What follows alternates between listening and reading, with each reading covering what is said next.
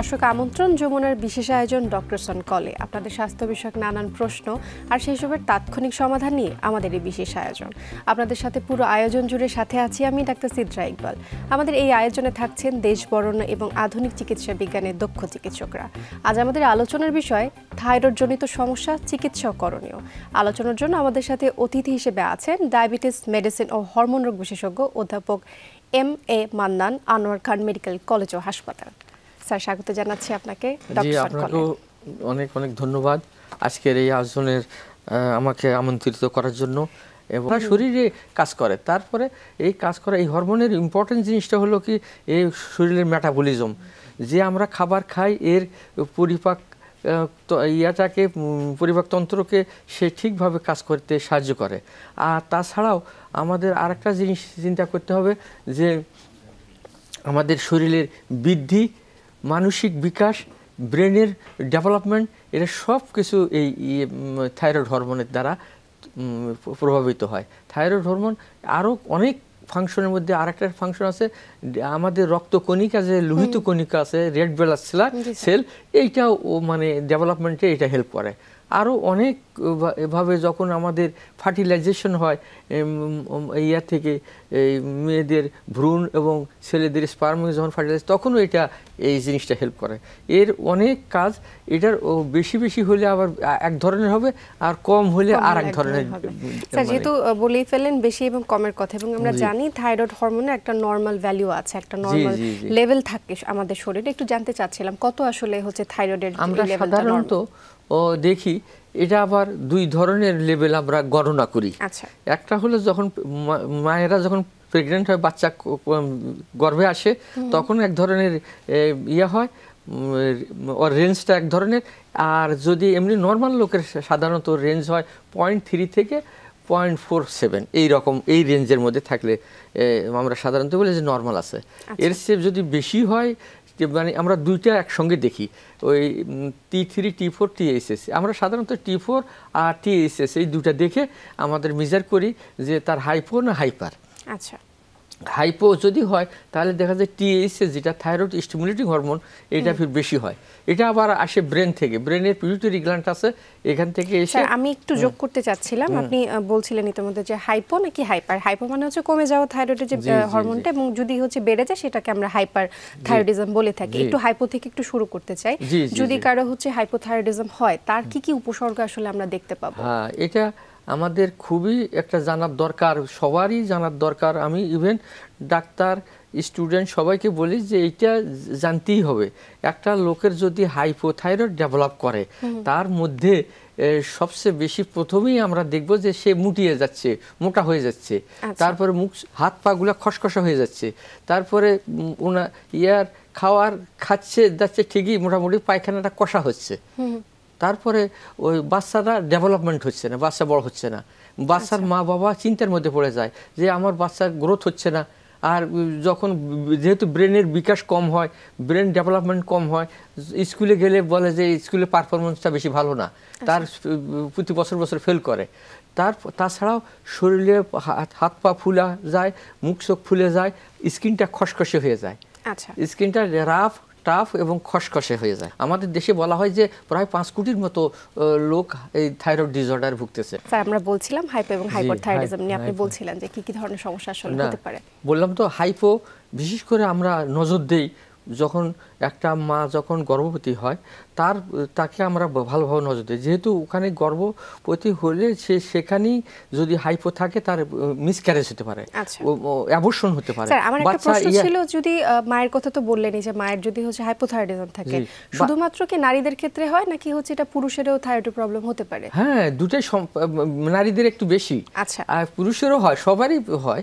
এটা কোনো বাদ বিচার নাই যে অমুক মানে পুরুষের হবে না, সব জাতিরই হতে পারে। পুরুষের বন্ধ্যাত্বের অন্যতম কারণ কি থাইরয়েড হরমোনের বেশি হওয়া বা কম হওয়া, এরকম কোনো ব্যাপার রয়েছে? এটা আমাদের হরমোন গোটাটাই, মানে আমাদের যে সমস্ত মানে খাদ্য অভ্যাস, মানে বডির স্থূলতা, তারপরে মানে কায়িক পরিশ্রমের অভাব, এই তারপরে আমাদের দেশের বিভিন্ন ধরনের খাদ্যের মধ্যে ভেজাল, এই সমস্ত জিনিসটা প্রভাবিত করতে পারে। তবে দেখা গেছে যে আমাদের কিছু ভাইরাস আছে, এটাও মানে অনেক সময় ইনফেক্ট হয়ে থাইরয়েড গ্ল্যান্ডের কার্যকারিতা নষ্ট করে দিতে পারে। আচ্ছা, এই বিষয়টা তো গেল হচ্ছে যদি গর্ভধারণ যদি কেউ করতে চান সেক্ষেত্রে অবশ্যই হচ্ছে থাইরয়েডের হরমোনের ব্যাপারটা 2-3 মাস আগে থেকে আমাদের নিশ্চিত করতে হবে যে আসলে ঠিক আছে কিনা হরমোনটা, যদি কারো এই ধরনের সমস্যা থেকে থাকে। সেটাই আমি বলবো কি, যে যদি গর্ভধারণ করার আগে তো করবেই, গর্ভধারণের পরে অনেকেই করে না, তারপরে দেখা যায় যে গর্ভধারণের পরে তার থাইরয়েড গ্ল্যান্ডের বেশি বা কম ধরা পড়েছে, ওইটার চিকিৎসা করতেই হবে। না হলে যদি গর্ভধারণ অবস্থায় হচ্ছে থাইরয়েডের সমস্যা যদি আগে থেকেই থাকে কারো, তখন যে ওষুধগুলো আপনারা দিয়ে থাকেন থাইরয়েডের জন্য, যে ওষুধগুলো খেতে হয়, সেটা কি চলবে নাকি হচ্ছে কি সেই অবস্থায় হচ্ছে ওষুধের কোনো রকম ব্যতিক্রম হতে পারে? এটাও সবারই জানা উচিত যে থাইরয়েড গ্ল্যান্ড মানে হাইপোথাইরয়েড যদি হয়, এটা একবারে অনেক সময় ভালো হয় না, খুব রেয়ার কেস যে ভালো হওয়া। এটাতে সবসময় কন্ট্রোল করে রাখতে হবে, বাইরে থেকে ওষুধ খেতেই হবে। এটা সেই জন্য সারা জীবনের জন্য হয়তো খেতে হতে পারে। আচ্ছা, আরেকটা জিনিস বলবো যে যখনই মায়েদের এটা হলো তখনই তার ভালো কেয়ার নিতে হবে, এবং আমাদের একটা ইয়ে আছে, রেঞ্জ আছে যে মায়েদের first trimester, second trimester, third trimester, তিনটা 9 মাসে, 3 মাস 3 মাস 9 মাসের মধ্যে প্রথম 3 মাসে আমরা 0.1 থেকে 0.2 পর্যন্ত, দ্বিতীয় ট্রাইমেস্টারে 0.2 থেকে 2 পর্যন্ত, তৃতীয় ট্রাইমেস্টারে 0.3 থেকে 3 পর্যন্ত। এই রেঞ্জে থাকলে বলবো যে তার কমপ্লিকেশন হবে না। কমপ্লিকেশন জটিলতা, মায়ের জটিলতা হতে পারে, বাচ্চারও জটিলতা হতে পারে। থাইরয়েডের যে একটা ব্যাপার থাকে, থাইরয়েড হরমোন কখনো দেখা যায় ওষুধ চলছে, তারপরও হচ্ছে হয়তো কখনো বেড়ে যায় অথবা কমে যায়। তখন আসলে একজন রোগী কিভাবে মানে এই ব্যাপারটাকে মেইনটেইন করবেন, যে এখন আমি হচ্ছে হাইপোথাইরয়েডিজম ওষুধ খাবো নাকি হাইপোথাইরয়েডিজম? একটা কথা বলি, সে কেমন করে বুঝবে যে আমার এই কোনটা হয়েছে? তার কারণ সে থাইরয়েড যেটা হাইপোথাইরয়েড, যেটা এই হরমোনটা কম, এটার কিন্তু থাইরয়েড হরমোন কিন্তু বডির তাপমাত্রা রক্ষা করে, তাপমাত্রা মেনটেন করে, বডির মেটাবলিজম মেনটেন করে, অনেক ফাংশন। এর মধ্যে সবচেয়ে ইম্পর্টেন্ট ফাংশন হলো কি, যদি মেটাবলিজম মেনটেন না করে, তাপমাত্রা রক্ষা না করে, ও শীত হাইপোথাইরয়েড রোগী এক গরমের কালো কাঁথা গায়ে দিয়ে শুয়ে থাকে। এটা খুবই একটা তখন ছেলে মেয়েদেরকে বাবা লক্ষ্য করা উচিত যে ছেলের মুভমেন্টটা কেমন, আর মুভমেন্টটা ধীর গতিতে হয়। আগে যে চঞ্চল ছিল ছেলে, এখন আস্তে ধীরে সুস্থে কাজ করে, আর মানে ল্যাপ কাতা শুয়ে সবসময় শুয়ে থাকে, আর সকালে ঘুম থেকে উঠতে দেরি করে। এটা one of the important sign symptom of hypothyroidism, thyroid কমোডিটির একটা সাইন সিমটম। অনেক সময় দেখা যায় ওষুধ খেলে যার হচ্ছে কি হাইপারথাইরয়েডিজম ছিল তার হাইপোথাইরয়েডিজম হয়ে গেছে, এরকমটাও কিন্তু দেখা যায়। সেই ক্ষেত্রে আমি আসলে কি করতে পারি এটাকে মনিটরিং করার জন্য, যে আসলে আমি আমার বেড়ে গেল নাকি আবার কমে গেল? আমরা সাধারণত এই যাদের একবার হাইপো বা হাইপারই হোক, যখন ধরা পড়লো আমরা 3 মাস 4 মাস পরে আবার একটু মনিটরিং করি, আবার হচ্ছে এটার জন্য চেক করি যে তার ডোজটা ঠিক আছে কিনা, বেশি হলো না কম হলো।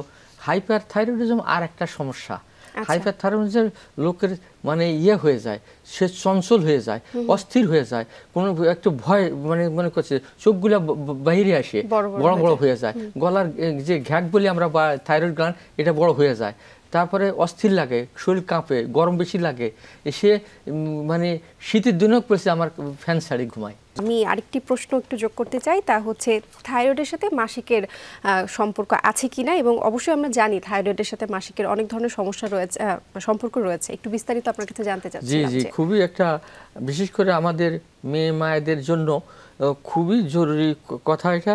এটা যখনই একটা ছেলে বা মেয়েদের যখন মাসিকটা দেখা যাচ্ছে তার অনেক বেশি হচ্ছে, আর সে কমপ্লেন করতেছে যে ডাক্তার সাহেব আমার এই মাসে একদম 10-15 দিন ধরে মাসিক চলতেছে, রক্তপাত বেশি হচ্ছে, তারপরে আমার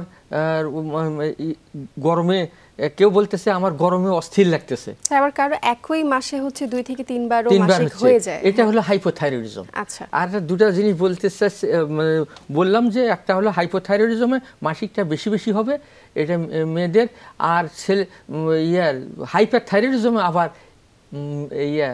মাসিক একদিন হলো বা বন্ধ হয়ে গেল। হাইপারথাইরয়েডিজমে।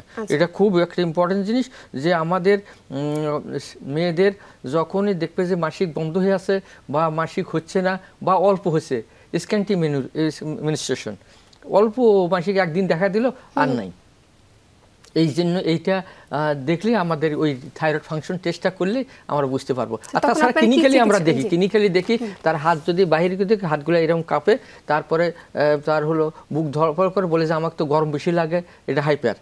আর হলো সোয়েটিং বেশি হয়, বলে যে অনেক সোয়েটিং, আমার গা ঘামতে ঘামতে ভিজে যায়। তারপরে এই সমস্ত জিনিসগুলো আমাদের লক্ষ্য করলে আমরা বুঝতে পারি যে হাইপারথাইরয়েডিজম। যদি কারো মাসিক এই ধরনের সমস্যা হয় যে তার মাসিক হয়তো একেবারে ঠিকমতো হচ্ছে না, অথবা হলে মাসিক বন্ধ আছে বেশ কয়েক মাস থেকে, এটাও হতে পারে। আচ্ছা, তো তখন চিকিৎসাটা আপনারা কি? তখন চিকিৎসা হলো কি, যদি মাসিকে ওই রিপ্লেসমেন্ট অফ দা হরমোন, আমরা যদি হরমোনটা দিয়ে দেই, থাইরক্সিন, যে সমস্ত হাইপোথাইরয়েড থাইরক্সিন আর হাইপারথাইরয়েডিজম কার্বিমাজল, মেথিমাজল, থাইরোসিল, এগুলা ওষুধ আছে বাজারে অ্যাভেলেবল। এবং আমাদের ওষুধ খাওয়ার নিয়মটার ব্যাপারে একটু জানতে চাচ্ছিলাম, যেহেতু ওষুধ খেতেই হবে, অনেক দিন যাবতীয় ওষুধ খেতে হয়, ওষুধ খাওয়ার নিয়মটা আসলে কি?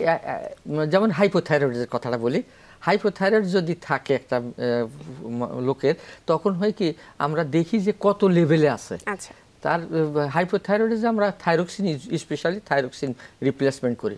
দুই ধরনের এটা ট্রিটমেন্ট আছে, একটা হলো রিপ্লেসমেন্ট থেরাপি আর একটা হলো সাপ্রেসিভ থেরাপি। সাপ্রেশন করে রাখা হয় একটা, আর একটা হলো রিপ্লেসমেন্ট, মানে যতটুকু দরকার ততটুকু দিব। এটা হলো হাইপোথাইরয়েডিজমের বেলায় থাইরক্সিনের কথা বললাম। আর যদি কোনো লোকের থাইরয়েড গ্ল্যান্ডের কিন্তু অনেক রোগ হয়, যেমন ক্যান্সার হয়, ক্যান্সারের গোটা থাইরয়েড ফেলে দেওয়ার পরে আমরা তাদেরকে থাইরক্সিন দেই, তাদের সাপ্রেসিভ ডোজ দেওয়া হয়। সাপ্রেসিভ ডোজ কীভাবে বুঝবো? যে 0.2 মিলিগ্রাম মাইক্রো ইউনিট এটা পার লিটার, এটা হলো কি সাপ্রেসিভ ডোজ। আর রিপ্লেসমেন্ট ডোজ হলো আমাদের নর্মাল রেঞ্জ যেটা আছে এই লেভেলে থাকবে, এই লেভেলে থাকলে আমরা এটা রিপ্লেসমেন্ট ডোজ বলি। তাহলে এই জিনিসটা আমাদের ঠিকভাবে সারা জীবন চলতে পারে। মানে একটা থাইরয়েড গ্ল্যান্ডে ফেলে দেওয়া হয়েছে। যদি স্যার কেউ ওষুধ খাওয়া শুরু করেছে, এর মধ্যে দেখা গেল যে তার যে সমস্যাটা ছিল সেটা ঠিক হয়ে গেল, মাসিকের সমস্যাটা যদি ধরি সেটা ঠিক হয়ে গেল, পরবর্তীতে সে ওষুধটা বন্ধ করে দিল, তখন কি সমস্যা? না, বন্ধ করাই যাবে না। এটা হলো মোস্ট অফ দা বেশিরভাগ রোগী দেখা যাচ্ছে লাইফ লং এই থাইরক্সিন খেয়ে যেতে হবে, এই রিপ্লেসমেন্ট থেরাপি দিতে হবে। আদারওয়াইজ তার চোখ মুখ ফুলে যাবে, শরীর ফুলে যাবে, হার্টে পানি নামবে, শরীর মানে সে মানে আবার সে আগের মতো অ্যাডভার্স ইফেক্টগুলো যে সমস্ত আছে। এটা তো গেল মাসিক বিষয়ের কথা। এবার একটু বলতে চাচ্ছি ওজন নিয়ে। থাইরয়েডের সাথে ওজনের একটা ব্যাপক সম্পর্ক রয়েছে, কারো কারো ক্ষেত্রে ওজন বেড়ে যায়, কারো কারো ক্ষেত্রে ওজন আবার কমে যায়। একটু জানতে চাচ্ছিলাম থাইরয়েডের সাথে ওজনের কি সম্পর্ক আছে? আমরা বলি যে থাইরয়েড হরমোন যখন বেশি আধিক্যতা লাভ করে, বেশি বেশি সেক্রেশন হয়, তখন হয় কি তার ওই ওজনটা বেশি বেশি মেটাবলিজম হয়ে হজম বেশি করে। যে খায় দায় পুরো পরিমাণ মতো করে, যে আমার ওয়েট কমে যাচ্ছে, খায় দায় যায় কই, এই রুগীর প্রশ্ন। তা এটা হলো হাইপারথাইরয়েডিজম, বেশি বেশি হরমোন বেশি তৈরি হলে তার মেটাবলিজম বেশি হবে, ক্ষয় বেশি হবে, ইভেন হাড়ও ক্ষয় যায় এটার সাথে। তো এটা হলো মাঝবয়সী মানুষের জন্য হতে পারে বা প্রাপ্তবয়স্ক মানুষের হয়, নাকি সবার ক্ষেত্রে হতে পারে? সব ক্ষেত্রেই হতে পারে। এটা কোনো আমাদের বাচ্চা থেকে শুরু করে বৃদ্ধ পর্যন্ত এটা সবারই এই রোগ হতে পারে। তবে আমাদের সাধারণত মিডল এজের এর মধ্যে বেশি হয় দেখা যায়। একটা মেয়ে যদি আসে বলে যে আমার মাসিক বেশি হচ্ছে বা 3 মাস থেকে বন্ধ আছে, তারপরে আমার পায়খানা কষা হচ্ছে, অথবা আমার বিয়ে করছে, আমরা বিয়ে হচ্ছে আমাদের 3-4 বছর হলো, আমরা কোনো কন্ট্রাসেপটিভ পিল ব্যবহার করি না, তা আমাদের কনসিভ করে না, এটাও একটা খুব চিন্তার মধ্যে। এবং এই সকল কিছুর পেছনে যে হরমোনটি দায়ী রয়েছে সেটা কিন্তু থাইরয়েড হরমোন। হ্যাঁ, থাইরয়েড হরমোন, যেমনটি বললেন আপনি। জি, এটা খুব ইম্পর্টেন্ট। অসংখ্য ধন্যবাদ স্যার আপনাকে, আপনার মূল্যবান সময় আমাদেরকে দেওয়ার জন্য। জি, আপনাকে অনেক ধন্যবাদ, আপনাদের সকল দর্শককে ধন্যবাদ, এর ভালো করছেন। জি, দর্শক শুনলেন, আমাদের বিশেষজ্ঞ চিকিৎসক বলছিলেন আজকে থাইরয়েড হরমোন আসলে কতটা গুরুত্বপূর্ণ ভূমিকা রাখে আমাদের মানব দেহের উপর। দর্শক, আবারও দেখা হবে আগামী কোনো পর্বে। ততদিন ভালো থাকুন, সুস্থ থাকুন।